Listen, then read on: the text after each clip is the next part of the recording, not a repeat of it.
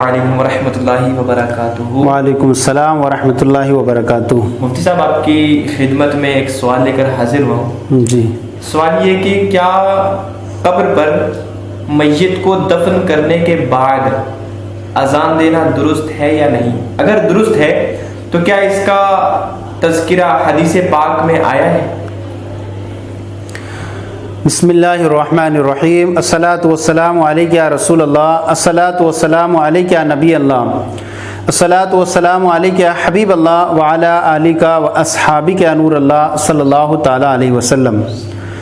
आपने मसला पूछा कि कब्र पर अजान देना जायज़ है या नहीं, क्या इसका तज़किरा अहदीस में मिलता है या नहीं। तो देखिए कि कब्र पर अजान देना एक जायज़ और मुस्तहसन काम है।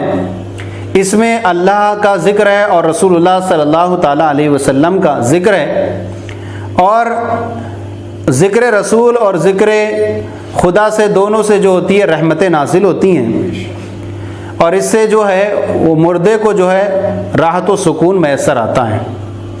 हदीस शरीफ में है कि जब मुर्दे को दफन करते हैं और मुनकर नकीर सवालात करने के लिए जब आते हैं तो शैतान उसके करीब आकर के इशारा करता है और यूँ कहता है कि तू मुझको खुदा बता दे। नीज़ हदीस पाक में है कि जब कब्र पर जब अजान दी जाती है तब ऐसी सूरत में शैतान मकाम रौहा तक भाग कर चला जाता है, और मकाम रौहा मदीना तैयबा से 36 मील के फासले पर है। लिहाजा और मुश्कातुल मसाबी में मौजूद है बाबू मा युकालु इंदा हज़रहुल मौत। मिशकात शरीफ में है कि लक़िनु मौताकुम ला इलाहा इल्लल्लाह, अपने मुर्दों को ला इलाहा इल्लल्लाह की तलक़ीन करो।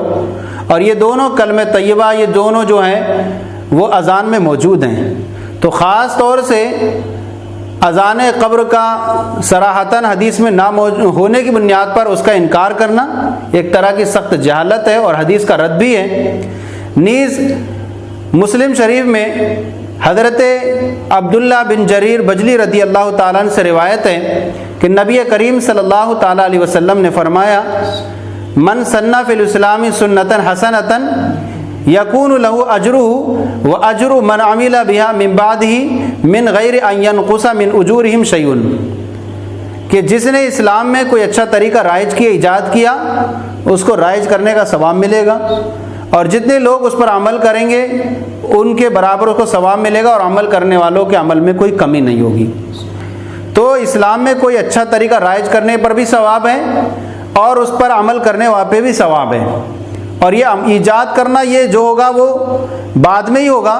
लिहाजा किसी ऐसे तरीके का बाद में ईजाद होना जो हुजूर के ज़माने में ना हो, और उसको ये कह कर के रद्द करना कि हुजूर के ज़माने में नहीं था, एक तरह की सख्त जहालत है और हदीस का रद्द करना है। इससे बचना चाहिए। और अज़ान कब्र देना, अज़ान जो कब्र पर देना, ये जायज़ व मुस्तहसन है, और मैयत के लिए राहत व सुकून का जो एक सामान हमें फ़राहम करना है। लिहाजा अज़ान देना जायज़ और दुरुस्त है और बेहतर काम है।